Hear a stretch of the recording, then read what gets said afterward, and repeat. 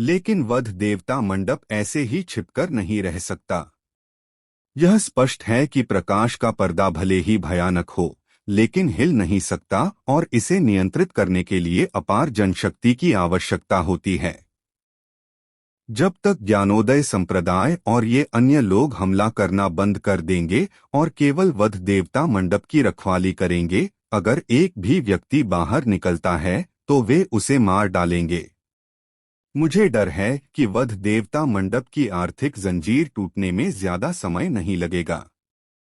हाँ, सच कहूँ तो वध देवता मंडप ऐसे आश्चर्यजनक तरीके प्राप्त करने के लिए बहुत भाग्यशाली था, लेकिन अंततः यह ज्ञानोदय संप्रदाय और अन्य नौवीं दर के संप्रदायों की ताकत का मुकाबला नहीं कर सकता।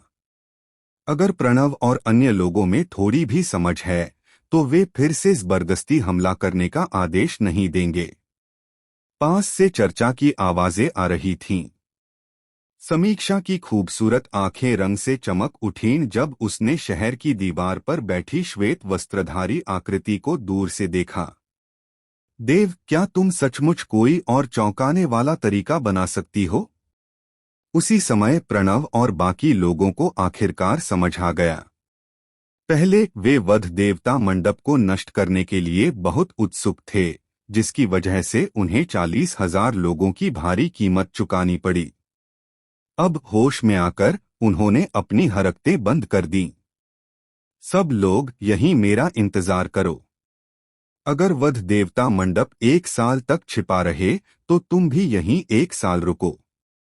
अगर वध देवता मंडप 10 साल तक छिपा रहे तो तुम भी यहीं 10 साल रुको। प्रणव के शब्द उदास और डरावने थे। जब तक वध देवता मंडप से कोई भी बाहर आने की हिम्मत करता है, तुम उसे मार डालो।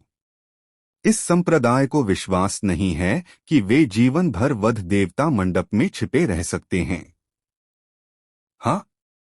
यह सुनकर वे शिष्य तुरंत बोले, साथ ही राहत की सांस भी ली। उन्हें सचमुच डर था कि प्रणव गुस्से में पागल हो जाएगा और उन्हें फिर से हमला करने का आदेश देगा। समय धीरे धीरे बीतता गया। देव शहर की दीवार पर बैठा था, जबकि प्रणव और बाकी लोग अपनी लाल लौ वाले लोहे के जानवरों पर ठंडी मुस्कान के साथ बैठे थे। दोनों पक्ष एक दूसरे को घूर रहे थे। देवगिरी काउंटी की एक सराय के अंदर। हाँ हाँ हाँ, स्वर्ग मेरी मदद करता है। स्वर्ग सचमुच मेरी मदद करता है। अमरजीत, खैबर और जनार्दन कमरे में खड़े थे। जनार्दन की नजर खिड़की से बाहर विचारों में खोई हुई थी। हालांकि जनार्दन और खैबर उत्साह से भरपूर थे। जब देव ने दीक्षित परिवार को देवगिरी काउंटी छोड़ने के लिए कहा था तो वे मान गए थे, लेकिन उन्होंने दीक्षित परिवार के सदस्यों को केवल अस्थायी रूप से किसी अन्य स्थान पर स्थानांतरित कर दिया था, जबकि वे तीनों देवगिरी काउंटी में ही रहे थे। वे यहां से देख रहे थे। चूंकि वध देवता मंडप ने सच्चा योद्धा संप्रदाय को नाराज किया था, यह सर्वविदित था, और सच्चा योद्धा संप्रदाय ने पहले ही कार्रवाई कर दी थी और उन हजारों लोगों का वध कर दिया था जो वध देवता मंडप में शामिल होना चाहते थे। अमरजीत और खैबर यह दाव लगा रहे थे कि वध देवता मंडप सच्चा योद्धा संप्रदाय के सामने कुछ भी नहीं है। वे वास्तव में लड़ने लगे। अब वह कमीना देव, जिसने अपने पूर्वजों और संप्रदाय को धोखा दिया है, निश्चित रूप से एक दयनीय मौत मरेगा। अमरजीत का शरीर उत्तेजना से थोड़ा कांप उठा। इस दौरान देव की धमकी के कारण वे सराय में ही रहे, कभी बाहर नहीं निकले, इस डर से कि एक बार उन्होंने अपना चेहरा दिखाया तो देव उन्हें पहचान लेगा। सोचिए, देवगिरी काउंटी के 4 महान परिवारों में से एक दीक्षित परिवार के प्रतिष्ठित कुल प्रमुख ने कभी इतना अपमान सहा होगा। जनार्दन के सामने अमरजीत और खैबर ने कभी कुछ नहीं दिखाया, लेकिन उनके दिल में वे चाहते थे कि वे देव के 1000 टुकड़े कर दें। अगर देव न होता तो अमरजीत और खैबर अभी भी दीक्षित परिवार में आराम से रह रहे होते और परिवार के मुखिया के उच्च पद का आनंद ले रहे होते। पिताजी, उस विद्रोही बेटे देव को पुराने रिश्तों की जरा भी परवाह नहीं है।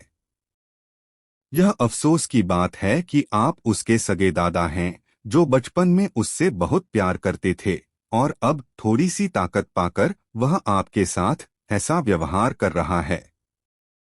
ऐसा बदमाश तो मौत के लायक है। अमरजीत ने जनार्दन की ओर देखा और उसे जांचने लगा। जनार्दन कुछ नहीं बोला। पिछली बार दीक्षित परिवार में देव के हंगामे के बाद जनार्दन की देव और उसके पिता के बारे में धारणा बहुत अच्छी नहीं थी। इसके अलावा इस दौरान जनार्दन अमरजीत और खैबर के साथ रह रहा था।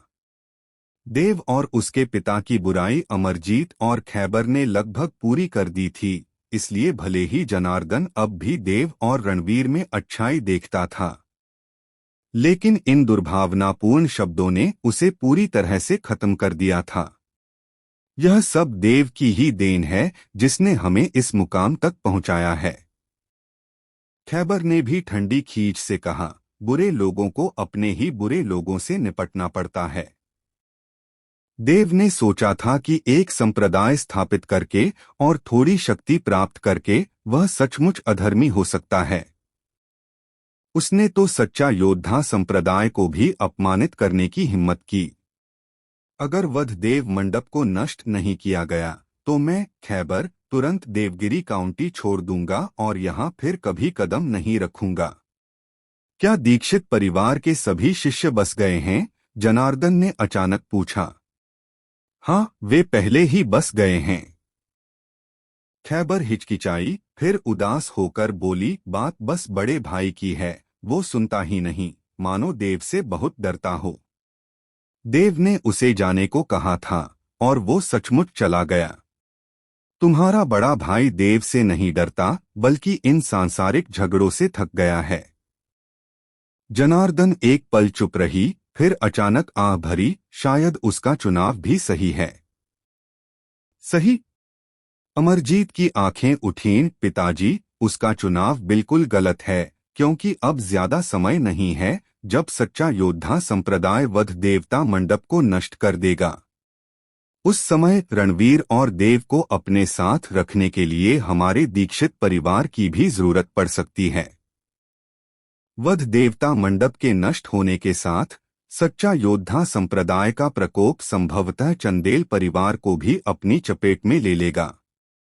मैंने सच्चा योद्धा संप्रदाय को यह सूचित करने के लिए पहले ही किसी को भेज दिया है कि चंदेल परिवार का भी वध देवता मंडप से कुछ संबंध है। उस समय चंदेल परिवार का भी विनाश होने की संभावना है। जब वह दिन आएगा तो हमारा दीक्षित परिवार पूरे देवगिरी काउंटी का सच्चा प्रथम परिवार होगा। खैबर ने भी कहा। तुमने सच्चा योद्धा संप्रदाय में किसी को भेजा था? जनार्दन ने भौहें चढ़ाई। हाँ, खैबर ने उत्साह से सिर हिलाया। जनार्दन कुछ कहना चाहता था, लेकिन काफी देर तक हिचकिचाने के बाद उसने फिर से आह भरी और कुछ नहीं कहा। हालांकि उनकी साधना दीक्षित परिवार में सर्वोच्च थी, फिर भी वर्तमान दीक्षित परिवार पूरी तरह से अमरजीत और खैबर के नियंत्रण में था, और अंततः वे दोनों दीक्षित परिवार के ही थे और वे दोनों उसके अपने पुत्र थे। इसलिए यदि वह अनिच्छुक भी होता तो अब वह कुछ नहीं कर सकता था। अब आइए चंदेल परिवार और वध देवता मंडप के नष्ट होने की खुशखबरी का इंतजार करें। अमरजीत ने कहा, पिताजी, अगर रणवीर और देव मदद के लिए हमारे पास आते हैं तो आपको अपनी बात पर अड़े रहना होगा। इस समय एक बार जब हम उनसे उलझ जाएंगे तो हमारे दीक्षित परिवार के भी नष्ट होने की संभावना है। मुझे पता है। जनार्दन ने अधीरता से हाथ हिलाया। खैबर, अभी जाओ और दीक्षित परिवार के शिष्यों को बता दो कि वे वापस आ सकते हैं। जहां तक बड़े भाई की बात है, अगर वह तैयार हैं तो वह भी वापस आ सकते हैं। अगर नहीं तो उन्हें रहने दो, अमरजीत ने आगे कहा। ठीक है। खैबर ने सिर हिलाया। दरअसल वे दोनों लंबे समय से शेखर से बेहद असंतुष्ट थे, लेकिन शेखर की हैसियत और इस तथ्य के कारण कि शेखर का उनका विरोध करने का कोई इरादा नहीं था, उन्होंने शेखर के साथ कोई छल नहीं किया था। अगर शेखर वापस नहीं लौटी तो यह उनके लिए ठीक ही होगा। अब से दीक्षित परिवार पर सिर्फ उन दोनों का ही नियंत्रण होगा। इतनी जल्दबाजी मत करो, जनार्दन ने कहा। वधदेव मंडप और सच्चा योद्धा संप्रदाय के बीच युद्ध अभी भी अनिश्चित है। उन्हें वापस आने देना अभी बहुत जल्दी है। तुम्हें अब भी लगता है कि वध देवता मंडप जीत सकता है? हाँ हाँ हाँ, अमरजीत जोर से हंसा। पिताजी, मुझे पता है कि आप रणवीर और देव को मरते नहीं देखना चाहते, लेकिन आपको विवेकशील होना चाहिए। आपको आपकी पीढ़ी के लोगों को सच्चा योद्धा संप्रदाय की शक्ति के बारे में स्पष्ट रूप से पता होना चाहिए। इसके अधिकार क्षेत्र में 9वीं दर के संप्रदायों की संख्या ही 10 से ज्यादा है, जिनमें लगभग 2 लाख शिष्य हैं। वध देवता मंडप इसका विरोध कैसे कर सकता है? बिल्कुल, इतने सारे लोगों के साथ हर एक का एक थूक वध देवता मंडप को डुबोने के लिए काफी है। खैबर ने भी व्यंग्य किया। वह अमरजीत का छोटा भाई था, लेकिन इस समय वह अमरजीत के कुत्ते जैसा था। अमरजीत के सामने उसका चेहरा चापलूसी से भरा हुआ था, जरा भी अवज्ञा करने की हिम्मत नहीं कर रहा था। अगर वध देवता मंडप सचमुच जीत जाता है तो क्या आप दीक्षित परिवार के वंशजों को अपनी जान कुर्बान करने देंगे? जनार्दन ने फिर पूछा। वध देवता मंडप निश्चित रूप से नहीं जीतेगा। मैं बस दीक्षित परिवार के सदस्यों को जल्दी वापस आने दे रहा हूं ताकि हम बाकी 3 महान परिवारों के बाजारों पर कब्जा करने की योजना बना सकें।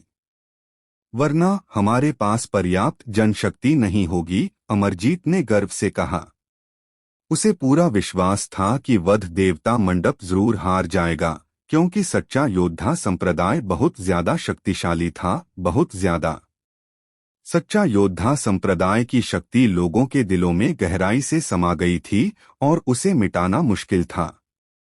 वध देवता मंडप, जो एक नवस्थापित 9वीं दर संप्रदाय था, से निपटने के लिए पूरी ताकत की जरूरत नहीं थी, बस उंगली का एक झटका ही काफी था। पिताजी, दूसरे भाई के अपने विचार हैं। अगर आप सचमुच रणवीर और देव के बारे में चिंतित हैं, तो मैं आपसे वादा करता हूं कि अगर वे इस बार नहीं मरते और भविष्य में उन्हें दीक्षित परिवार से खाने के लिए भीख मांगनी पड़े, तो मैं उन्हें भूखा नहीं मरने दूंगा, खैबर ने व्यंग्य किया। इन शब्दों ने रणवीर और देव के बीच पारिवारिक संबंधों को लगभग पूरी तरह से तोड़ दिया। अब तक अमरजीत और खैबर को जनार्दन के विचारों की जरा भी परवाह नहीं थी। जनार्दन हमेशा दीक्षित परिवार के लिए काम करता था और अब दीक्षित परिवार उनके हाथों में था। धप धप धप, तभी अचानक दरवाजे पर दस्तक हुई। कौन है? अमरजीत के हाव भाव बदल गए। कुलपति, मैं हूं। बाहर से एक जानी पहचानी आवाज आई। यह दीक्षित परिवार का वही सदस्य था जिसे अमरजीत ने खुफिया जानकारी इकट्ठा करने के लिए भेजा था। अमरजीत ने आखिरकार राहत की सांस ली। इस दौरान सराय में छिपते हुए वह बहुत सतर्क रहा था। उस समय देव के निर्णायक स्वभाव को देखते हुए अगर उसे सचमुच उनका पता चल जाता तो वह सीधे हमला कर सकता था। अंदर आओ, अमरजीत ने कहा। दरवाजा खुला और एक अधेड़ उम्र का आदमी धीमी आवाज में अंदर आया। कुलगुरु, वध देवता मंडप और सच्चा योद्धा संप्रदाय के बीच युद्ध की खबर है, हमें बताइए। अमरजीत और खैबर ने एक दूसरे को देखा। दोनों के उत्साह का पता चला। वे वध देवता मंडप के विनाश और देव और उसके बेटे की मृत्यु की खबर सुनने के लिए भी अधीर थे। दोनों संप्रदायों ने सचमुच लड़ाई शुरू कर दी है। सच्चा योद्धा संप्रदाय ने खुद कोई कदम नहीं उठाया, बस अपने अधिकार क्षेत्र में 11 नवमदर संप्रदायों, लगभग 1,50,000 शिष्यों को भेजा, अधेड़ उम्र के आदमी ने कहा। अमरजीत ने भौहें चढ़ाई। सीधे मुद्दे पर आइए। यह सुनकर अधेड़ उम्र का आदमी एक पल के लिए झिझका, फिर बोला, सच्चा योद्धा संप्रदाय ने 40,000 लोगों को खो दिया। वध देवता मंडप का क्या? अमरजीत ने पूछा। वध देवता मंडप। अधेड़ उम्र के आदमी ने अपने होंठ भींचे, फिर कहा, शुरू से आखिर तक वध देवता मंडप का एक भी शिष्य नजर नहीं आया। केवल देव वध देवता मंडप का मंडप गुरु शहर की दीवार पर बैठा रहा। क्या? अमरजीत और खैबर दोनों के चेहरे बदल गए। अमरजीत की आंखें चौड़ी हो गईं और उसने कहा, यह नामुमकिन है। सिर्फ एक देव सच्चा योद्धा संप्रदाय के 40,000 लोगों को मार सकता है। देव ने उन्हें नहीं, बल्कि वध देवता मंडप के संप्रदाय मुख्यालय के सामने लगे एक प्रकाश पर्दे ने मारा था। सच्चा योद्धा संप्रदाय ने उसे बलपूर्वक तोड़ने की कोशिश की, लेकिन न केवल वे उसे तोड़ने में असफल रहे, बल्कि उनमें से 40,000 लोग उस प्रकाश पर्दे से उड़कर मर गए। फिलहाल उनके पास कोई उपाय नहीं है और वह बस बाहर इंतजार कर रहा है। वध देवता मंडप के लोगों को रोके हुए अधेड़ उम्र के व्यक्ति ने कहा, सच्चा योद्धा संप्रदाय, ये निकम्मे निकम्मे। अमरजीत के मन में अपार घृणा भर गई। उसने शुरू में सच्चा योद्धा संप्रदाय का इस्तेमाल देव और वध देवता मंडप को नष्ट करने के लिए करने की उम्मीद की थी, लेकिन उसने कभी नहीं सोचा था कि सच्चा योद्धा संप्रदाय वध देवता मंडप के एक भी व्यक्ति को नहीं मारेगा, बल्कि अपने ही 40,000 लोगों को खो देगा। क्या बकवास है, 8वीं दर का संप्रदाय।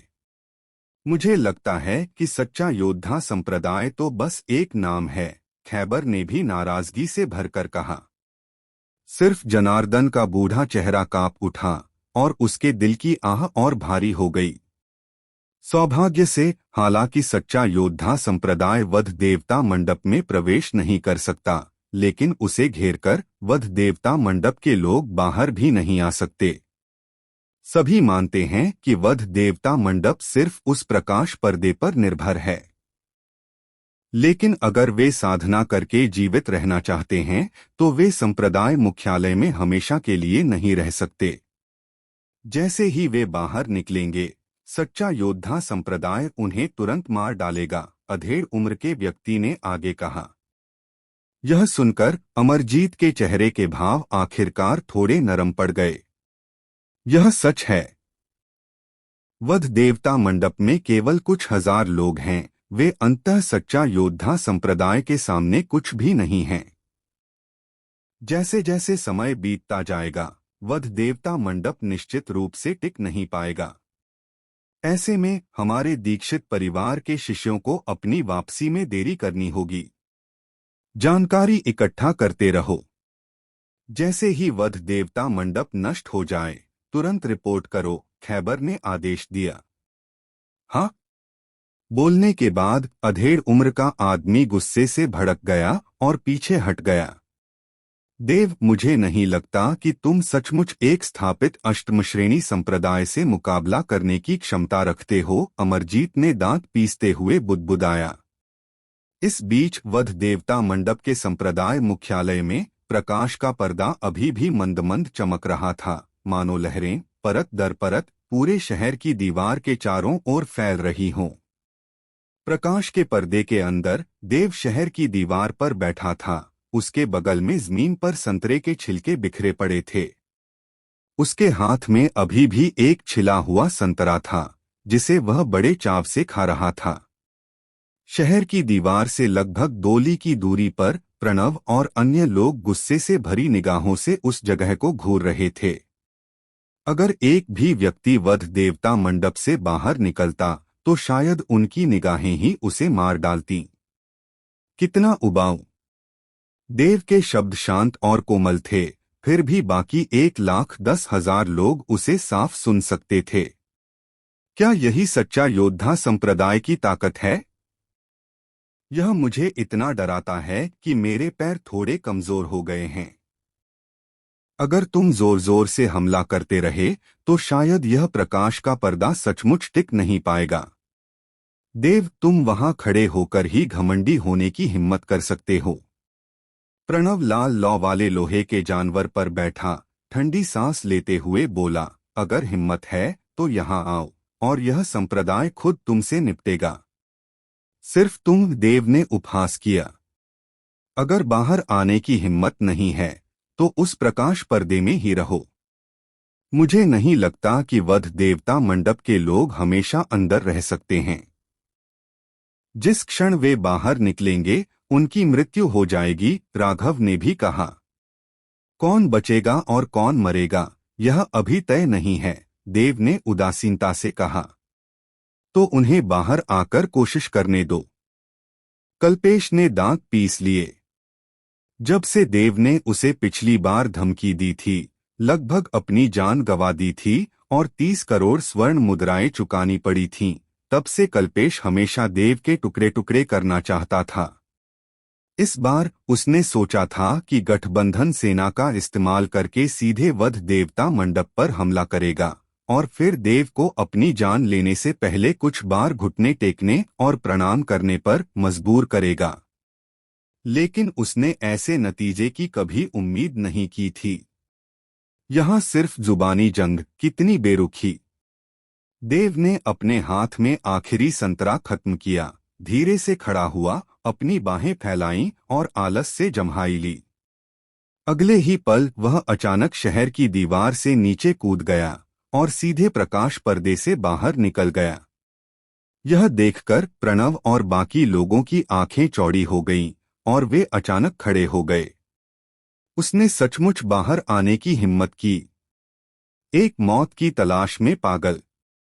अगर तुम अंदर रहते तो हम तुम्हारा कुछ नहीं कर पाते, लेकिन अब बाहर आकर तुम सिर्फ मौत की तलाश में हो। डाकू को पकड़ने के लिए पहले राजा को पकड़ो। इस देव को मारने के बाद मुझे लगता है कि वध देवता मंडप के वो कमीने भी बाहर आने से खुद को रोक नहीं पाएंगे। सबने देव को जानलेवा नजरों से देखा। प्रणव ने खिलखिलाकर हंसते हुए अपने दाहिने हाथ से क्रिम्सन फ्लेम आयरन बीस्ट पर तमाचा मारा और क्रिम्सन फ्लेम आयरन बीस्ट का विशाल शरीर तुरंत खड़ा हो गया। देव, ओह देव, तुम सचमुच मौत की तलाश में हो, प्रणव ने व्यंग्य किया। क्या तुमने नहीं कहा था कि तुम मुझे खुद खत्म करना चाहते हो? देव के हाथ उसकी पीठ के पीछे बंधे हुए थे, उसके सफेद वस्त्र हवा में लहरा रहे थे। दूसरे सोपान, इसे मार डालो। प्रणव ने हाथ हिलाया। तुरंत हजारों लोग आगे बढ़े, अपने हाथों से तरह तरह के चकाचौंध भरे हमले करते हुए सीधे देव के सिर की ओर बढ़े। कुछ निकम्मे लोग। देव ने अपना पैर उठाया, जमीन पर हल्के से थपथपाया और उसका शरीर अचानक उड़कर भीड़ में घुस गया। उसकी आकृति उड़ रही थी, उसकी श्वेतवस्त्रधारी आकृति फड़फड़ा रही थी, मानो कोई चमकीला प्रकाश खिल रहा हो, दुनिया को चकाचौंध और चकित कर रहा हो। वह सचमुच उड़ सकता है। प्रणव और अन्य लोगों की पुतलियां सिकुड़ गईं। उन्होंने देव की ड्रैगन शिरा क्षेत्र साधना को स्पष्ट रूप से महसूस किया और उन्हें विश्वास ही नहीं हो रहा था कि एक ड्रैगन शिरा क्षेत्र साधक कैसे उड़ सकता है। उनकी नंगी आंखों से देव किसी बाहरी वस्तु का उपयोग नहीं कर रहा था। इसी समय देव शून्य क्षेत्र के पास उड़कर आया और उसकी हथेली नीचे दब गई, जिससे एक तेज प्रकाश निकला। उसके शरीर के चारों ओर वायु गुण जादुई तत्व थे। देव के लिए, जो कभी तृतीय क्रम विधि देवता थे, विभिन्न गुण जादुई तत्वों को नियंत्रित करना बहुत आसान था। धमाका! एक तेज आवाज गूंजी और शून्य क्षेत्र के ऊपर एक विशाल हथेली घनीभूत होकर अस्तित्व में आ गई। वह हथेली पहले तो एक सामान्य व्यक्ति के हाथ के आकार की ही थी, लेकिन जैसे जैसे वह नीचे उतरती गई, वह बड़ी होती गई और आखिरकार उसने दसियों मीटर का क्षेत्र घेर लिया। और जैसे जैसे वह नीचे गिरती गई, जहां भी वह गुजरी, शून्य क्षेत्र फुफकार उठा और हथेली से एक तेज गर्मी निकली। यह कैसा ड्रैगन कौशल है? सभी चौंक गए, प्रणव और बाकी लोग भी। प्रणव और राघव दोनों ही ड्रैगन कोर क्षेत्र शिखर के महानायक थे। वे दशकों से जीवित थे, लेकिन उन्होंने ऐसा ड्रैगन कौशल कभी नहीं देखा था, खासकर तब जब यह ड्रैगन कौशल ड्रैगन शिरा क्षेत्र में किसी ने प्रकट किया था। जल्दी पीछे हटो, कोई नीचे उतरती हथेली की ओर देखते हुए दहाड़ा और तेजी से पीछे हट गया।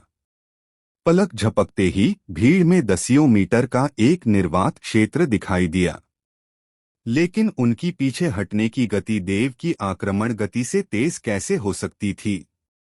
गड़गड़ाहट, जैसे धरती चकनाचूर हो गई हो या शून्य लोक फट गया हो। उसी क्षण जमीन पर चारों तरफ एक जबरदस्त आवाज फैल गई।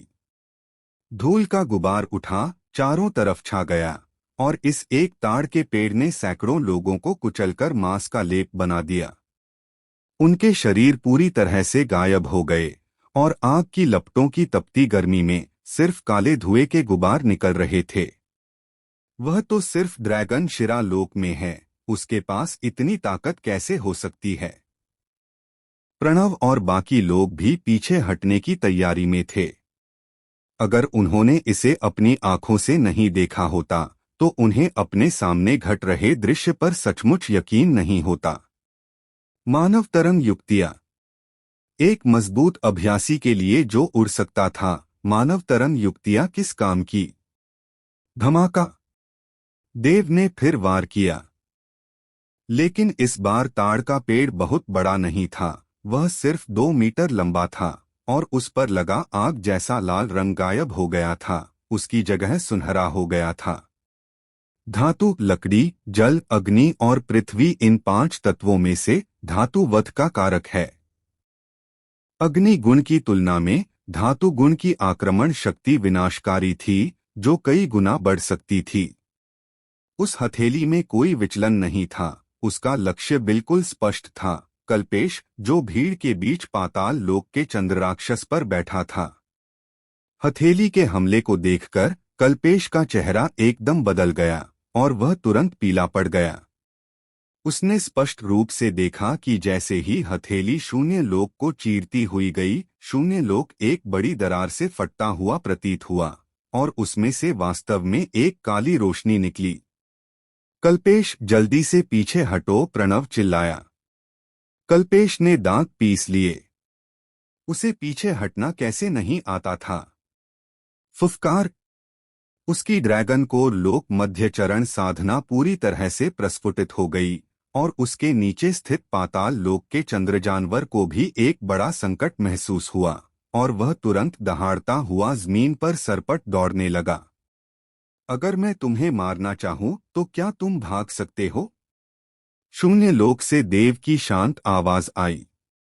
कल्पेश का दिल जोर से धड़क रहा था। संकट की तीव्र भावना न केवल कम हुई बल्कि और भी बढ़ गई। उसकी गति का अनुसरण करते हुए सुनहरी हथेली भी अपनी मूल दिशा से भटक गई और कल्पेश के पीले चेहरे पर वह जोर से उसकी ओर गिर पड़ी। इस हमले को रोको और यह महल तुम्हें भारी इनाम देगा, कल्पेश दहाड़ा। उसे सचमुच देव के हमले को रोकने का कोई भरोसा नहीं था। उस सुनहरी हथेली से उसे जो खतरा था वह बहुत बड़ा था। लोग चारों दिशाओं से दौड़ पड़े, तरह तरह के हमले शुरू हो गए, देव पर वार करने लगे। हालांकि उस सुनहरी हथेली के प्रभाव में सब कुछ एक भ्रम था। कोई भी हमला उसे रोक नहीं सकता था, यहां तक कि सुरक्षा भी तुरंत तहस-नहस हो जाती। धमाका धमाका धमाका। यह तो बस एक हथेली थी, लेकिन इस क्षण भीड़ से अनगिनत दहाड़े निकलीं और इस एक ही प्रहार से सैकड़ों और शिष्य यहीं दफन हो गए। इस समय किसी में भी विरोध करने की हिम्मत नहीं थी। इस बीच कल्पेश लगभग 1000 मीटर दूर भाग चुका था। उसने अपनी पूरी रफ्तार लगा ली थी। लगातार पीछे मुड़कर देख रहा था, उसके चेहरे की मांसपेशियां फड़क रही थीं। अभी भी भाग रहे हो? तभी वह डरावनी आवाज मानो 9 पाताल लोक से आई हो उसके कानों में पड़ी और कल्पेश का चेहरा नाटकीय रूप से बदल गया।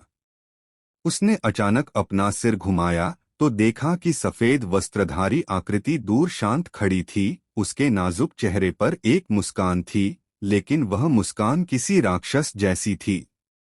तुम निश्चित रूप से ड्रैगन शिरा क्षेत्र में नहीं हो, कल्पेश दहाड़ा। क्या फर्क पड़ता है कि मैं हूं या नहीं? देव थोड़ा मुस्कुराया। वध देवता मंडप में तुम्हें पता था कि मुझ में तुम्हें मारने की ताकत है। मैंने तुम्हें तब भी एक मौका दिया था, तुमने उसे संजोकर क्यों नहीं रखा? मैं सिल्वर वुल्फ पैलेस का प्रतिष्ठित महल स्वामी हूँ, मैं तुमसे इतना अपमान कैसे सह सकता हूँ? कल्पेश की आंखें लाल हो गई थीं। गरिमा या जान अगर मैं होता तो मैं बाद वाले को जरूर चुनता। जैसे ही देव की आवाज धीमी हुई, उसने हल्के से अपने पैर से जमीन पर थपथपाया और उसका रूप अचानक गायब हो गया। जब वह फिर से प्रकट हुआ तो वह पहले से ही कल्पेश के सामने था। यह दृश्य बिल्कुल उस समय के वध देवता मंडप जैसा था। देव की गति अविश्वसनीय रूप से तेज थी, उसे समझना मुश्किल था, और उसकी हरकतें अनियमित थीं, जिससे लोग डर से कांप उठते थे। देव का रूप देखकर कल्पेश का चेहरा फिर बदल गया, लेकिन उसकी भयभीत आंखों के नीचे उत्साह का एक संकेत साफ दिखाई दे रहा था। हाँ, यह उत्साह था। हाँ हाँ हाँ देव, तुम बदमाश, तुम मुझे मारना चाहते हो? बिल्कुल नहीं। कल्पेश जोर से हंसा, उसका रूप तेजी से पीछे हट गया। हालांकि वह देव की भयानक गति का मुकाबला नहीं कर सकता था और पलक झपकते ही लगभग पकड़ा जा सकता था। कल्पेश के चेहरे का डर पूरी तरह से गायब हो गया था। क्या तुम्हें भरोसा है? देव ने आंखें सिकोड़ लीं। धमाका! और इसी क्षण पीछे से एक ठंडी आभा आई। देव ने भौहें चढ़ाई, कल्पेश पर हमला करना छोड़ दिया, अचानक मुड़ा और एक मुक्का मारा। धमाका! शून्य लोक से एक आकृति प्रकट हुई। यह एक बूढ़ा आदमी था जिसके बाल सफेद थे और आंखें धुंधली थीं, लेकिन उस धुंधलेपन के भीतर प्रकाश की एक आश्चर्यजनक चमक थी। ड्रैगन देवलोक। देव की आकृति पीछे हट गई। उसकी भुजाओं में हल्की सुन्नता महसूस हुई। अभी अभी उसने अपनी 108 ड्रैगन शिराओं की शक्ति का उपयोग किया था, जो एक प्रथम श्रेणी के जादूगर के जादुई तत्वों के साथ मिलकर उस हमले को मुश्किल से रोकने के लिए थीं। अगर वह सिर्फ अपनी मार्शल आर्ट साधना पर निर्भर होता तो वह उसे रोक ही नहीं पाता। चाहे जो भी हो, प्रतिद्वंद्वी ड्रैगन गॉड लोक में माहिर था। अगर उसने 108 ड्रैगन नसें खोल भी ली होती तो भी कई लोगों को पार करना और ड्रैगन गॉड लोक में माहिर से मुकाबला करना नामुमकिन होता। हालांकि देव जिस पर भरोसा कर रहा था वह कोई कमबख्त मार्शल आर्ट साधना नहीं थी। रोक लिया। बूढ़े आदमी ने देव की तरफ देखा और उसके मुंह के कोनों पर एक झुर्रीदार बुढ़ापे वाली मुस्कान उभर आई। एक दिलचस्प छोटा सा आदमी जो ड्रैगन नस लोक की ताकत से इस बूढ़े आदमी के हमले को रोक सकता है। क्या तुम्हें लगता है कि तुम बहुत ताकतवर हो? देव ने उसकी नजरों से नजरें मिलाईं, उसका स्वर अभी भी शांत था। तुम्हें मारने के लिए काफी। बूढ़े आदमी की आंखों में एक जानलेवा चमक चमक उठी और वह अचानक देव की ओर दौड़ पड़ा। यह वास्तव में एक ड्रैगन देव लोक है। सच्चा योद्धा संप्रदाय के अधिकार क्षेत्र में आने वाले 9वें दर संप्रदायों में पहले से ही 3 ड्रैगन देव लोक साधक थे और अब आखिरकार किसी ने एक चाल चली है। पवेलियन मास्टर देव चाहे कितने भी शक्तिशाली क्यों न हो, वे ड्रैगन देव लोक साधक के सामने टिक नहीं पाते। उन्हें तो बस एक ही वार से पीछे धकेल दिया गया। यह तो ड्रैगन देव लोक साधक है जो शून्य लोक में उड़ सकता है, जिसकी मुट्ठी पहाड़ों को चकनाचूर कर सकती है और जिसकी हथेली विशाल जानवरों को चीर सकती है। दूर से जो ढीले साधक देख रहे थे वे भावुक हो गए। वे बिना पलक झपकाए गौर से देख रहे थे। हालांकि वे इस तरह बोल रहे थे, लेकिन जब उन्होंने देव को देखा तो उनके मन में अभी भी प्रशंसा का भाव था। आखिरकार देव एक ड्रैगन शिरा लोक साधक था। वह ड्रैगन शिरा क्षेत्र क्यों बहुत स्पष्ट और वास्तविक था। अगर देव जानबूझकर उसे रोक भी लेता तो भी वह इस स्तर तक नहीं पहुंच पाता। इस बीच युद्ध के मैदान में कल्पेश तेजी से पीछे हट गया। एक ड्रैगन देव क्षेत्र विशेषज्ञ के आगे बढ़ने पर उसे लगा कि अब वह अपनी जान बचा सकता है। देव, अगर तुम वध देव मंडप में ही रहते तो ठीक रहता, लेकिन तुमने बाहर आकर मौत को दावत देना चुना। क्या तुम्हें सच में लगता है कि मेरी गठबंधन सेना में कोई भी ऐसा नहीं है जो तुमसे निपट सके? पीछे हटते ही कल्पेश खुशी से चिल्लाया, तुम जिंदा नहीं बचोगे। देव ने अपना सिर घुमाया और उदासीनता से कहा, अभी भी विभाजित आत्मा की हिम्मत। उसके पीछे से एक ठंडी खर्राट आई। बूढ़े आदमी का हमला पहले ही हो चुका था। उसने मन ही मन आह भरी, देव अभी बहुत छोटा था। ऐसे समय में उसने अभी भी विभाजित आत्मा की हिम्मत की। सब खत्म हो गया। अफसोस, ऐसे समय में भी वह कल्पेश को धमका रहा है। क्या उसे पता नहीं कि वह मरने वाला है? घमंडी आदमी, वह मरने लायक है। उन ढीले साधकों ने निराशा के भाव से कहा, क्योंकि उन्होंने पहले ही बूढ़े आदमी को देव पर वार करते हुए देख लिया था। भीड़ में समीक्षा के हाथ में एक क्रिस्टल का टुकड़ा था। क्रिस्टल हरा पीला था, जिस पर हल्की रोशनी पड़ रही थी। उसके चेहरे पर चिंता के भाव थे। दूर से देव को देखते हुए अनजाने में उसके दिल में चिंता उभर आई। केवल समीक्षा ही जानती थी कि देव के पास वानबाओ मंडप पर हमला करने के 3 मौके थे। जब तक वह इस क्रिस्टल को कुचलती, एक महान विशेषज्ञ तुरंत प्रकट होकर बूढ़े आदमी के हमले को रोक देता। हालांकि देव ने कुछ नहीं कहा था, इसलिए समीक्षा उसे कुचल नहीं सका। वह अभी तक क्यों नहीं बोल रहा है? समीक्षा की नाजुक भौहें गहरी सिकुड़ गईं। वह समझ गई कि देव को जरूर पता था कि वह यहाँ है। वह देव के शब्दों का इंतजार कर रही थी। धमाका। हालांकि जब तक ड्रैगन गॉड लोक के बूढ़े ने देव की आकृति को चकनाचूर नहीं कर दिया, तब तक देव ने मदद नहीं मांगी। क्या उसे नहीं पता कि मैं यहाँ हूँ? समीक्षा का सुंदर चेहरा बदल गया और उसके दिल में पछतावा उमड़ आया। अगर उसे पता होता तो वह पहले ही क्रिस्टल को कुचल देती। हाँ हाँ हाँ देव, तुम सच में इसके लायक हो। तभी कल्पेश की फिर से व्यंग्यात्मक मुस्कान आई, लेकिन उसकी बात पूरी होने से पहले ही उसकी आवाज अचानक बंद हो गई। असंभव। इस समय कल्पेश की पुतलियां सिकुड़ गईं, उसका दिल तेजी से धड़कने लगा और उसका चेहरा अविश्वास से भर गया। इस दृश्य को देखने वाले सभी लोगों की पलकें जोर से फड़कने लगीं और उन्होंने ठंडी क्यूई का एक घूंट लिया। मरा नहीं। समीक्षा ने भी देखा।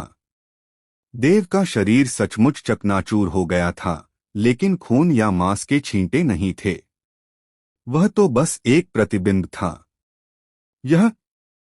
समीक्षा ने अपना छोटा सा मुंह खोला, उसका सुंदर चेहरा अविश्वास से भर गया। एक प्रतिबिंब। एक प्रतिबिंब कैसे प्रकट हो सकता है? केवल जब गति चरम पर पहुंच जाती है, नंगी आंखों से देखी जा सकने वाली सीमा को तोड़ देती है, तभी एक प्रतिबिंब प्रकट होता है। यह सच है कि ड्रैगन गॉड लोक के साधक उड़ सकते हैं, और यह भी सच है कि उड़ते समय वे दूसरों की तुलना में बहुत तेज होते हैं। लेकिन उड़ने में सक्षम होने का मतलब यह नहीं है कि वे प्रतिबिंब भी बना सकते हैं। निस्संदेह ड्रैगन गॉड लोक का साधक भी प्रतिबिंब नहीं बना सकता। उसकी गति ड्रैगन गॉड लोक के साधक से भी तेज है। इस क्षण समीक्षा को ऐसा लगा जैसे उसका विश्वदृष्टिकोण ही पलट गया हो। ड्रैगन शिरा लोक के साधक द्वारा ड्रैगन रक्त लोक के साधकों का विनाश करना, जैसे मुर्गियों और कुत्तों को मारना, एक बात थी, लेकिन उसकी गति ड्रैगन गॉड लोक के साधक से तेज कैसे हो सकती है? वह तो ड्रैगन गॉड लोक का साधक था। कल्पेश, वह तुम्हारे पीछे है। प्रणव की तेज चीख पूरे मैदान में फैल गई। कल्पेश के रोंगटे खड़े हो गए और उसकी खोपड़ी में झुनझुनी होने लगी। वह तेजी से मुड़ा तो देखा कि सफेद वस्त्रधारी आकृति किसी भूत की तरह उसके पीछे मुस्कुराती हुई खड़ी थी। मैंने कहा था न, तुम जिंदा नहीं बचोगे, देव बोला, और उसी समय उसकी हथेली बिजली की तरह फैली और तुरंत कल्पेश के सिर पर पहुंच गई। नहीं, नहीं। कल्पेश इस बार सचमुच डर गया। वह सहज ही पीछे हट गया और दहाड़ते हुए बोला, देव, मेरी तुमसे कोई खास दुश्मनी नहीं है, तुम मुझे मार नहीं सकते। तुम मेरा सिर चाहते हो और कहते हो कि हमारी कोई खास दुश्मनी नहीं है। धमाका।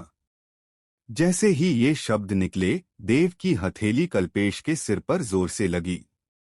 उसका सिर फट गया, दिमाग बिखर गया और खून बहने लगा।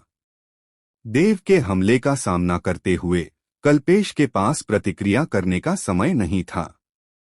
एक कारण यह था कि देव बहुत अजीब लग रहा था और दूसरा यह कि देव की आक्रमण गति बहुत तेज थी।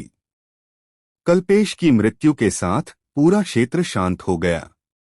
अगले ही क्षण ठंडी क्यूई की एक के बाद एक चीखें सुनाई दीं। कल्पेश मर गया? यह देव सचमुच बेहद भयानक है। उकसाने की हिम्मत नहीं, उकसाने की नहीं। इस समय उन ढीले साधकों की निगाहें देव की ओर गहरी आशंका से भरी थीं।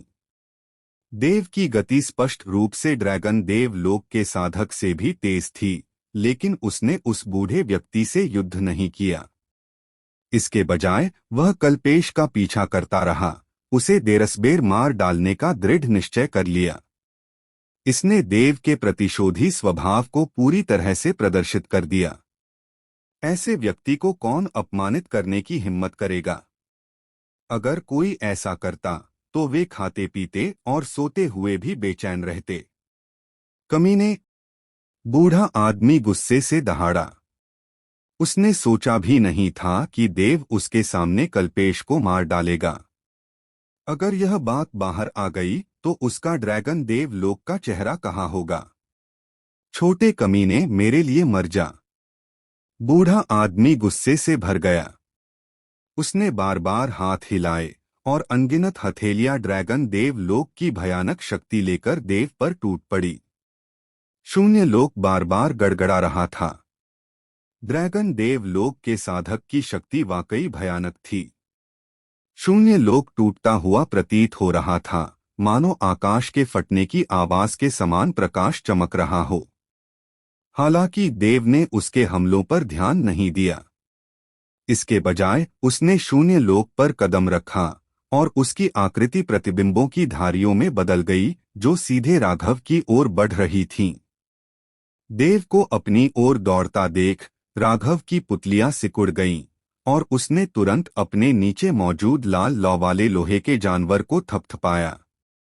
लाल लौ वाला लोहे का जानवर दहाड़ा और ज्वालामुखी विस्फोट जैसी एक अविश्वसनीय रूप से गर्म लौ उगल दी। मेरे साथ आग से खेल रहे हो? देव ने अपना सिर हिलाया और मुस्कुराया, तो फिर मैं तुम्हें दिखाता हूं कि असली आग पर नियंत्रण क्या होता है। फुसफुसाओ। जैसे ही ये शब्द निकले, देव ने अपनी हथेली हिलाई और उसके सामने का शून्य क्षेत्र अचानक झुलसने लगा। जलवाष्प निकली और हवा पूरी तरह से वाष्पित हो गई। आओ! और अगले ही पल अनगिनत लोगों के अविश्वास के बीच एक विशाल अग्नि ड्रैगन जो लगभग 10 मीटर लंबा था, अचानक संघनित हो गया। क्या? इस अग्नि ड्रैगन को देखकर राघव का चेहरा पूरी तरह बदल गया। यहाँ तक कि क्रिम्सन फ्लेम आयरन बीस्ट का हमला भी थोड़ा रुक गया और उसके द्वारा उगली गई लपटें सीधे फायर ड्रैगन द्वारा निगल ली गईं। दिव्य प्राणियों में सबसे महान ड्रैगन को संत कहा जा सकता है। ड्रैगन के नाम पर बने ड्रैगन मार्शल महाद्वीप में एक बार सच्चे ड्रैगन प्रकट हुए, जिन्होंने सब कुछ नियंत्रित किया और एक युग पर राज किया। यह एक पवित्र, भयावह और उससे भी बढ़कर ड्रैगन मार्शल महाद्वीप के सभी मार्शल आर्ट साधकों का आध्यात्मिक सार है। हालांकि ड्रैगन के बारे में किंवदंतियां प्रचलित हैं, लेकिन आज तक कोई सच्चा ड्रैगन नहीं देखा गया है और कोई भी कल्पना नहीं कर सकता कि ड्रैगन वास्तव में कितना शक्तिशाली होता है। देव को हमेशा से लगता था कि ड्रैगन मार्शल महाद्वीप एक निम्नस्तरीय परित्यक्त ग्रह है, लेकिन उसे यह स्वीकार करना पड़ा कि स्टार डोमेन के भीतर भी सच्चे ड्रैगन एक अविश्वसनीय रूप से शक्तिशाली जाति थे, एक ही दहाड़ किसी ग्रह को चकनाचूर कर सकती थी। इस समय ऐसा लग रहा था जैसे सभी इस ज्वाला ड्रैगन की शक्ति को भूल गए हों। वे सभी स्तब्ध होकर ज्वाला ड्रैगन को देख रहे थे। यह सचमुच एक ड्रैगन है। वह सचमुच एक ड्रैगन को बुला सकता है। क्या उसने पहले कभी कोई सच्चा ड्रैगन देखा है? यह अविश्वसनीय है। क्या यह अभी भी एक ड्रैगन शिरा क्षेत्र साधक है? इन लोगों के मुंह से आश्चर्य से भरे उद्गार निकले। जैसे ही वे बोले, ज्वाला ड्रैगन की विशाल आंखें क्रिम्सन ज्वाला लौह पशु पर टिक गईं। उसने क्रिम्सन ज्वाला लौह पशु द्वारा उगली गई लपटों को पूरी तरह से अवशोषित कर लिया था। क्रिम्सन ज्वाला लौह पशु ने धीमी गर्जना की एक श्रृंखला निकाली। ड्रैगन सभी जानवरों का राजा है और इस ज्वाला ड्रैगन के प्रकट होने से पदानुक्रम की दृष्टि से यह स्पष्ट रूप से दब गया था। फुस! अगले ही पल देव का दिव्य विचार चला और ज्वाला ड्रैगन ने अचानक एक गहरी सांस ली, जिससे आसपास का स्थान तुरंत ठंडा हो गया। सचमुच बहुत ठंड थी, क्योंकि फ्लेम ड्रैगन ने सांस लेते ही आसपास के सारे अग्निगुण क्यूई को निगल लिया था। बस ठंडक ही बची थी। क्रिम्सन फ्लेम आयरन बीस्ट ने मानो कुछ बेहद भयानक देख लिया हो। उसकी आंखों में डर दिखाई दिया और उसने तुरंत पीछे हटने की कोशिश की। पीछे मत हटो। यह कोई असली ड्रैगन नहीं है। यह बस इस व्यक्ति द्वारा बनाया गया कुछ है। राघव ने क्रिम्सन फ्लेम आयरन बीस्ट के सिर पर जोर से वार किया। तभी फ्लेम ड्रैगन ने अपना मुंह खोला और अचानक आग का एक विशाल स्तंभ फूट पड़ा। आग के इस स्तंभ ने आकाश को भर दिया, मानो आग की एक लंबी नदी शून्य लोक में फैली हुई हो। इसका लाल रंग मंत्रमुग्ध करने वाला और भयानक दोनों था। आह! भागो! मुझे बचाओ, मुझे बचाओ! ज्वालामुखी विस्फोट की तरह आग का खंभा आसमान से बड़े बड़े समूहों में उतरा। सैकड़ों लोग समय रहते बच नहीं पाए, आग की लपटों में जल गए और अंततः जलकर मर गए। राघव और क्रिम्सन फ्लेम आयरन बीस्ट भी उसमें फंस गए। राघव को एक रोशनी ने घेर लिया, जो उसने ड्रैगन क्यू से एक प्रकाश अवरोध बनाया था, लेकिन आग की लपटों के संपर्क में आते ही यह प्रकाश अवरोध तुरंत शून्य में बदल गया। असंभव! राघव को विश्वास नहीं हुआ। असंभव तुम कहते हो? देव ने अपना सिर थोड़ा हिलाया।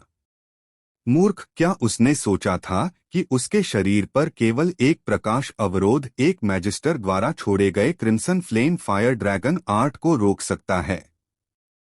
यह crimson flame fire dragon art उन्नत जादू मंत्रों में से एक है और केवल मैजिस्टर स्तर तक पहुंचने वाले ही इसे डाल सकते हैं। अगर देव ने जो कुछ अभी प्रदर्शित किया था वह मैजिस्टर स्तर पर नहीं, बल्कि उसके वर्तमान चतुर्थ क्रम महामहिम मैजिस्टर स्तर पर होता, तो उस प्रकाश अवरोध की तो बात ही छोड़िए, राघव खुद ही शून्य लोक में जलकर राख हो जाता। स्पष्ट रूप से देव अभी अपनी शक्ति पूरी तरह से प्रकट नहीं करना चाहता था। वध देवता मंडप छोड़ने के बाद उसके केवल 3 लक्ष्य थे: कल्पेश, राघव और प्रणव। जहां तक उस ड्रैगन देवता लोक के बूढ़े व्यक्ति की बात है, देव उससे लड़ना नहीं चाहता था। ड्रैगन देवता लोक के साधकों के पास एक आदिम आत्मा होती है। भले ही उनका भौतिक शरीर चकनाचूर हो जाए, उनकी आदिम आत्मा बच सकती है, जिससे उन्हें 2 जीवन मिल जाते हैं। चूंकि देव अपनी शक्ति प्रकट नहीं करना चाहता था, इसलिए ड्रैगन देवता लोक के साधक को मारना थोड़ा मुश्किल होता और बहुत समय बर्बाद होता। मार डालो, मेरे लिए मार डालो। राघव दहाड़ते हुए पीछे हट गया।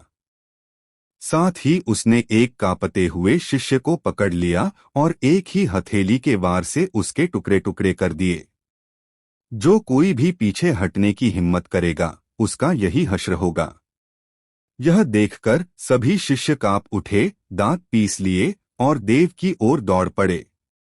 प्रणव ने भी आदेश दिया। मैदान में अभी भी 1 लाख से ज्यादा शिष्य बचे थे और वे सभी देव की ओर दौड़ पड़े। 1 लाख लोगों का हमला साफ तौर पर बेहद आश्चर्यजनक था। प्रणव और बाकी लोगों को अब पहले या दूसरे सोपानों की परवाह नहीं थी, क्योंकि देव के हाथों में ये तथाकथित सोपान पूरी तरह से बेकार थे। सोपानों पर हमला करना मौत को दावत देना था। बर्फीले पानी का ड्रैगन आर्ट। आने वाले हमलों को देखकर देव ने फिर से अपना हाथ हिलाया और एक और 10 मीटर लंबा ड्रैगन प्रकट हुआ। हालांकि यह ड्रैगन आसमानी नीले रंग का था, जिसके पूरे शरीर पर क्रिस्टलीय नीली रोशनी बह रही थी, मानो कोई सुंदर बर्फ की मूर्ति हो। दोनों लंबे ड्रैगन ने एक साथ अपने मुंह खोले। पानी और लपटें उगलते हुए स्थानीय हवा तेजी से ऊपर नीचे हुई और आकृतियां बर्फ की मूर्तियों में जम गईं, फिर लपटों से पिघल गईं। सिर्फ एक ही हमले में 3000 लोग मारे गए। सो बलियाओ। वास्तव में प्रणव और अन्य के नेतृत्व वाली गठबंधन सेना के ऐसे हमले का सामना केवल एक अष्टप्रवाह संप्रदाय ही कर सकता था, लेकिन देव ने अपनी शक्ति से अकेले ही 1 लाख सैनिकों का वध कर दिया, जिससे रक्त नदियों की तरह बह रहा था और हड्डियां लुढ़क रही थीं। वह सचमुच एक अष्टप्रवाह संप्रदाय से मुकाबला कर सकता है और सुबलियाओं कहला सकता है। बहुत भयानक। 1 लाख से ज्यादा लोग उसे हरा नहीं सकते थे। इतनी ताकत के साथ एक ड्रैगन देव क्षेत्र विशेषज्ञ भी उसका मुकाबला नहीं कर सकता था, है ना? वे ढीले साधक किनारे से देख रहे थे, शून्य क्षेत्र में 2 लगातार नाचते ड्रैगन को देख रहे थे। 1 लाख से ज्यादा लोग शायद ड्रैगन गॉड लोक के साधक को हरा न पाए, लेकिन ड्रैगन गॉड लोक का साधक देव जैसा कर ही नहीं सकता, जिसने विरोधी पक्ष का तब तक वध किया जब तक खून की नदियां न बहने लगें। क्योंकि ड्रैगन गॉड लोक के साधक के हमले पूरी तरह से नजदीकी होते हैं, देव के विपरीत जो शून्य लोक में खड़ा होकर दूर से हमला करने के लिए 2 ड्रैगनों को नियंत्रित करता है। यह एक जादूगर का फायदा और नुकसान दोनों है। एक बार जब कोई जादूगर नजदीकी लड़ाई में शामिल हो जाता है, अगर वह तुरंत जादू नहीं कर पाता तो बहुत संभावना है कि वह पहले प्रतिद्वंद्वी द्वारा मारा जाएगा। फुस। जैसे ही 2 लंबे ड्रैगनों ने हमला किया, राघव तेजी से क्रिम्सन फ्लेम आयरन बीस्ट पर पीछे हट गया। क्रिम्सन फ्लेम आयरन बीस्ट एक तृतीय क्रम मध्यवर्ती याओ बीस्ट है, जो मार्शल आर्ट साधना में ड्रैगन स्पिरिट लोक के मध्य चरण के बराबर है, लेकिन इसकी गति और शक्ति ड्रैगन स्पिरिट लोक के शिखर के बराबर है। ऊपर से एक ब्लेड जैसी रोशनी उतरी। राघव ने ऊपर देखा और पाया कि लंबे बालों वाला सफेद वस्त्रधारी व्यक्ति किसी अज्ञात समय पर उसके ऊपर आ गया था। उस ड्रैगन पर भरोसा करना एक बात है, लेकिन सिर्फ अपनी मार्शल आर्ट साधना से तुम मुझे नहीं मार सकते। राघव ने ठंडी सांस ली। उसकी आंखों में हत्या का इरादा चमक रहा था। वह न केवल पीछे नहीं हटा, बल्कि उसने क्रिम्सन फ्लेम आयरन बीस्ट पर भी पैर रखा और उसकी आकृति अचानक देव की ओर बढ़ गई। क्या वह मौत को दावत दे रहा है? ड्रैगन गॉड लोक विशेषज्ञ भी सुबलियाओं को नहीं हरा सकता। क्या वह सोचता है कि अपनी ड्रैगन कोर लोक शक्ति से वह सुबलियाओं को मार सकता है? राघव सचमुच पूरी ताकत लगा रहा है। उन सभी ढीले साधकों ने अपने सिर हिलाए, यह सोचकर कि राघव मौत को दावत दे रहा है। लेकिन जैसे ही राघव देव के पास पहुंचने वाला था और देव की ब्लेड की रोशनी भी नीचे आ रही थी, हवा से एक और हथेली प्रकट हुई और ब्लेड की रोशनी पर जोर से टकराई। धमाका! उस प्रहार के साथ ब्लेड की रोशनी तुरंत अपने मूल प्रक्षेप पथ से भटक गई, राघव से चुभकर जमीन पर जा गिरी, जिससे एक बड़ी दरार बन गई। एक और ड्रैगन देवलोक। देव ने ऊपर देखा तो शून्य लोक से एक बूढ़ी औरत प्रकट हुई। यह बूढ़ी औरत आलीशान वस्त्र पहने हुए थी, जिससे साफ जाहिर था कि वह किसी उच्च पद और शानदार पोशाक वाली महिला थी। प्रकट होते ही उसने देव की कृपाण की रोशनी को झपट्टा मारकर दूर कर दिया, फिर अपने हाथ को पंजे का आकार दिया और देव पर झपटा। ड्रैगन देव लोक से लड़ना बस समय की बर्बादी है। देव ने थोड़ा भौहें चढ़ाई और उसके आसपास के पवन जादुई तत्व तेजी से सघन हो गए। उसने एक बार फिर एक प्रतिबिंब बनाया और दूर भाग गया। मुहर! इसी समय एक ठंडी चीख सुनाई दी। जैसे ही चीख गिरी, एक और अधेड़ उम्र का आदमी प्रकट हुआ। इस अधेड़ उम्र के आदमी की भौहों के बीच एक लाल तिल था। उसने अपना हाथ हिलाया, जिससे अचानक उसके सामने शून्य लोक का एक हिस्सा बंद हो गया। धमाका! जैसे ही उसे सील किया गया, देव की आकृति प्रकट हुई। अदृश्य दीवार से टकराकर एक धीमी सी आवाज निकली। काफी चालाक हैं, है ना? देव ने अपनी नाक रगड़ी, उसकी नजर उन तीनों पर पड़ी। मैंने बहुत समय पहले सुना था कि सच्चा योद्धा संप्रदाय के अधिकार क्षेत्र में आने वाले नवमदर संप्रदायों में 3 ड्रैगन देव लोक साधक हैं, और अब वे सभी आ गए हैं। ढीठ बदमाश, क्या तुम्हें अब भी लगता है कि तुम हमारी लाखों की सेना का मुकाबला कर सकते हो? अधेड़ उम्र के व्यक्ति ने ठंडे स्वर में कहा। देव ने उसकी ओर देखा और अचानक बोला, क्या तुम अंधे हो? क्या तुम नहीं देख सकते कि तुम्हारी लाखों की सेना में से लगभग 50,000 पहले ही मेरे द्वारा मारे जा चुके हैं? घमंड! अधेड़ उम्र के व्यक्ति की आंखें ठंडी हो गईं और उसने तुरंत अपना हाथ हिलाया। उसके हाथ हिलाने से देव को सील करने वाली अदृश्य दीवार तेजी से सिकुड़ गई। उसका इरादा देव को कुचलकर मार डालने का था। मैं देखना चाहता हूं कि क्या तुम्हारे पास ड्रैगन देव लोक के बराबर रक्षात्मक शक्ति है, साथ ही ड्रैगन देव लोक के बराबर आक्रामक शक्ति भी है, अधेड़ उम्र के आदमी ने कहा। क्या तुम्हें सच में लगता है कि तुम्हारी छोटी मोटी चालें इस मंडप स्वामी को रोक सकती हैं? देव हंसा, अकृतघ्न मूर्खों, यह मंडप स्वामी तुम्हारे साथ यहाँ समय बर्बाद नहीं करना चाहता, और फिर भी तुम्हें लगता है कि यह मंडप स्वामी तुमसे डरता है। खोलो! देव ने शून्य लोक पर अपना हाथ पटक दिया और दीवार इस एक ही वार से सीधे चकनाचूर हो गई। अंतरिक्ष तत्व। देव कभी तृतीय स्तरीय विधि देवता थे और अनगिनत वर्षों तक जीवित रहे थे। अगर जादुई तत्वों और मार्शल दाओं के बीच संलयन पर शोध करने की उनकी इच्छा न होती तो वे बहुत पहले ही 7वें स्तरीय विधि देवता बन गए होते। जादुई तत्वों पर उनका शोध पूर्णतः सफल रहा था और इतने वर्षों में उन्होंने विभिन्न तात्विक नियमों में महारत हासिल कर ली थी।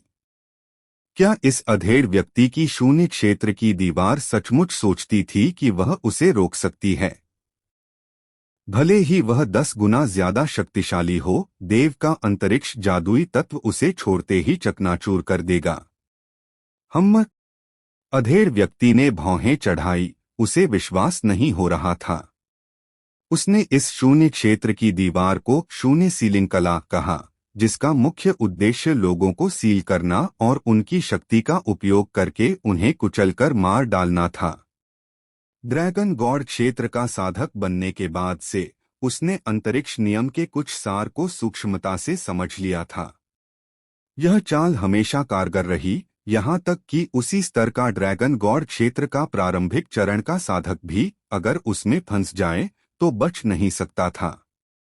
लेकिन देव ने इसे एक ही वार से तोड़ दिया। अंतरिक्ष के बारे में तुम्हारी अल्प समझ के साथ मैं जिस भी व्यक्ति की ओर इशारा करूंगा वह तुमसे ज्यादा शक्तिशाली होगा। देव के चेहरे पर ठंडक छा गई और उसने अचानक अपना हाथ जमीन पर पटक दिया। धमाका! जमीन हिली, धरती फटी और अनगिनत अर्थ स्पाइक्स अचानक ऊपर उठ आए। पुची पुची पुची!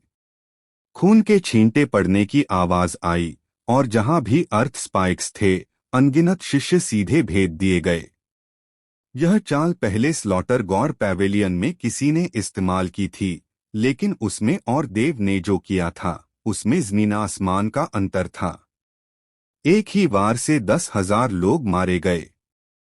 राघव के नीचे क्रिम्सन फ्लेम आयरन बीस्ट सहित सभी सीधे भेद दिए गए। राघव का चेहरा बैंगनी, लगभग काला पड़ गया।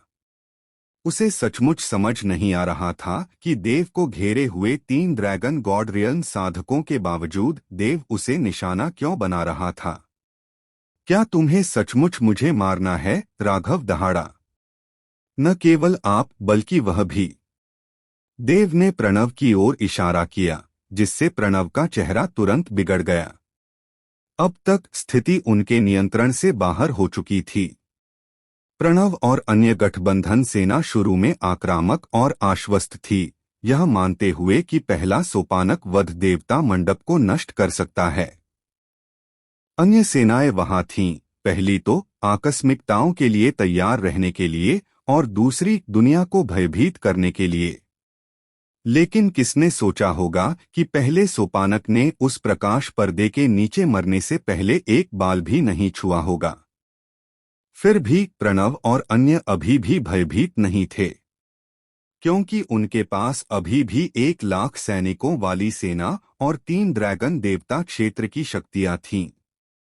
लेकिन अब इन 3 ड्रैगन देवता क्षेत्र की शक्तियों ने हमला कर दिया था और 1,00,000 सैनिकों वाली सेना ने भी हमला कर दिया था। लेकिन नतीजा क्या हुआ?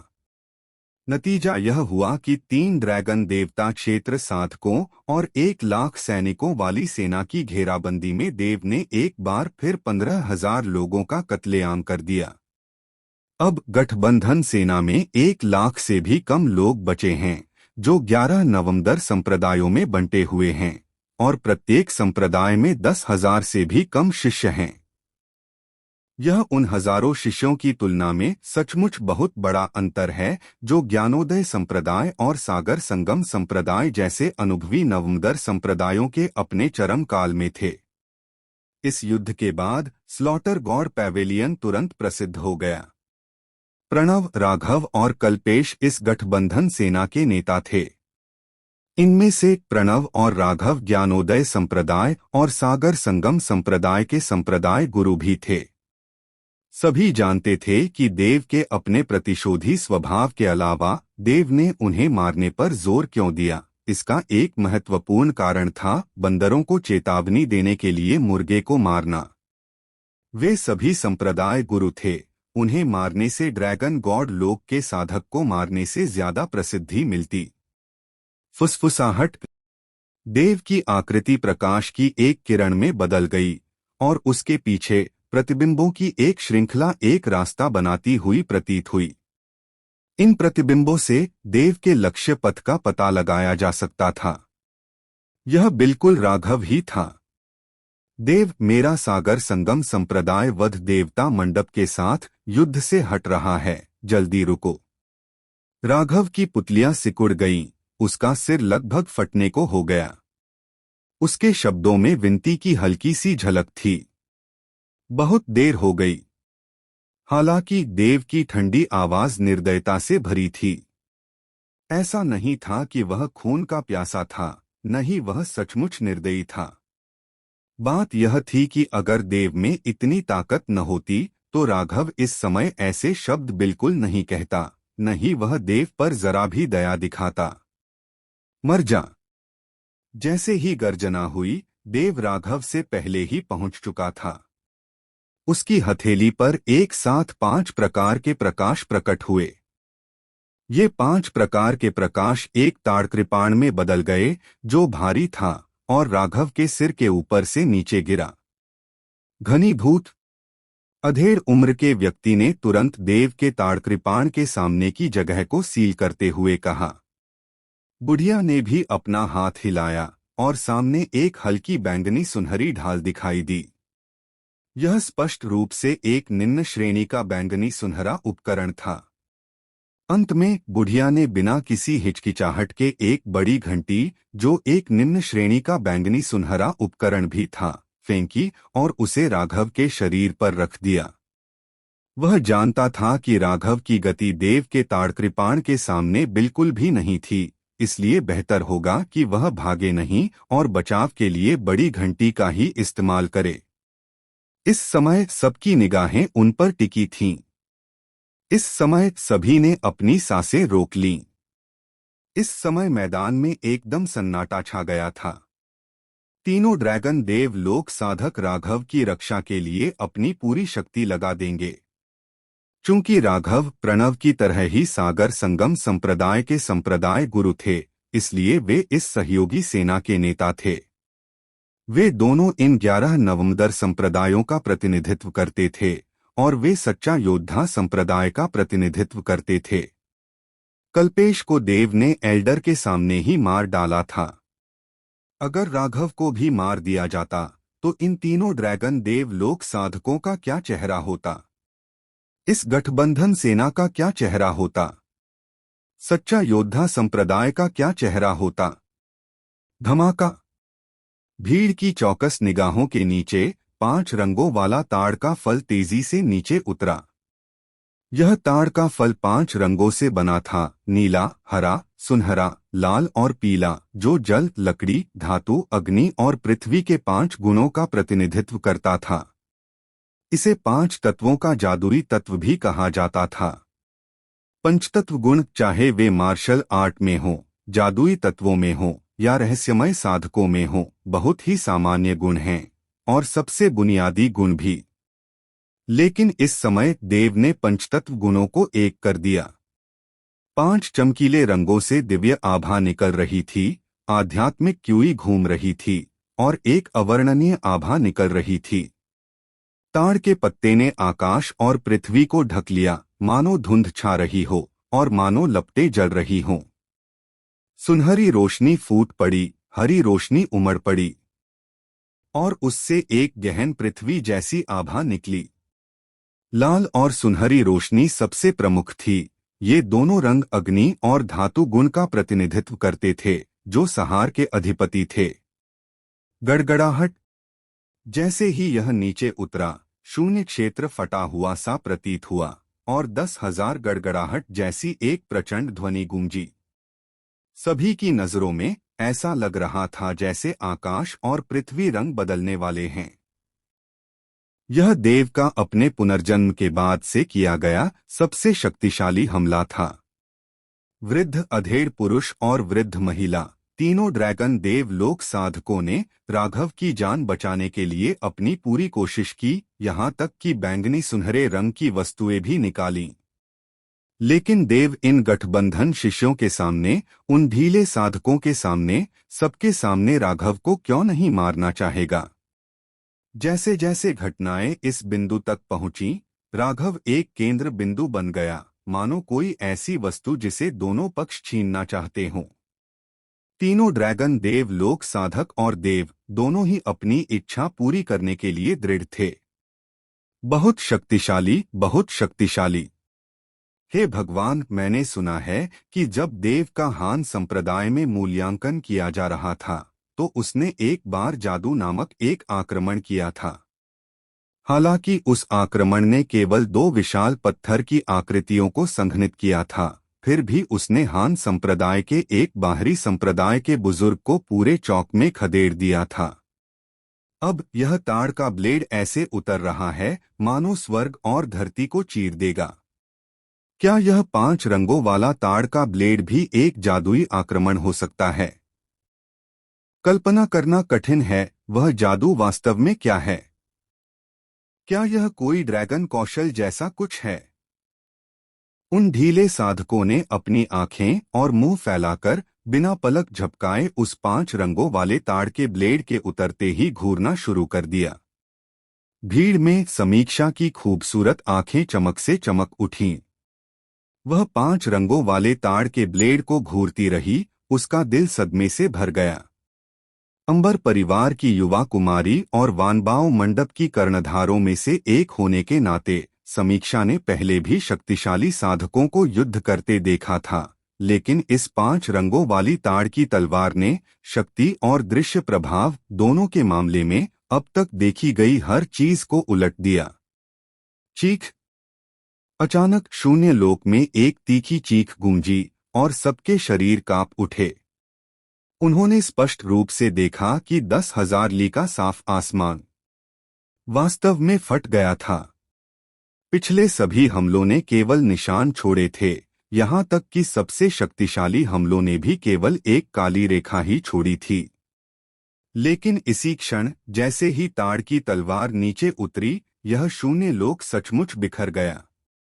5 रंगों वाली ताड़ की तलवार के पीछे एक चौंकाने वाली दरार दिखाई दी।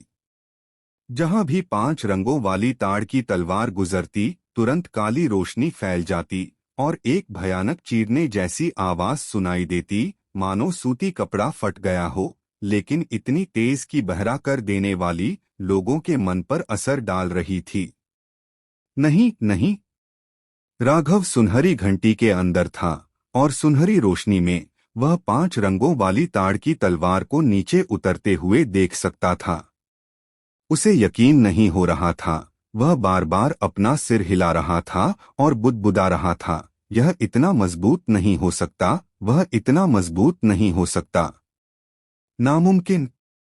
उसके दहाड़ते ही तीनों ड्रैगन देव लोक साधकों के चेहरे पर भी गंभीर भाव थे।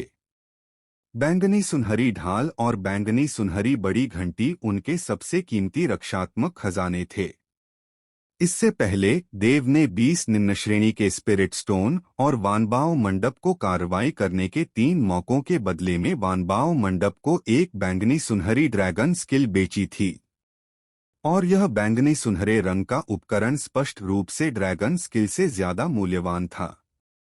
किसी भी एक टुकड़े की कीमत 1 अरब से ज्यादा सोने के सिक्कों से ज्यादा थी, और बहुत कम लोग ऐसे उपकरण सोने के सिक्कों के लिए बेचने को तैयार थे। उन्हें तो बस स्पिरिट स्टोन चाहिए थे। इससे बैंगनी सुनहरे रंग के उपकरणों की जबरदस्त ताकत का प्रदर्शन हुआ। लेकिन इतनी ताकत के बावजूद बुढ़िया और बुजुर्ग अभी भी दिल की धड़कन और चिंता से भरे हुए थे।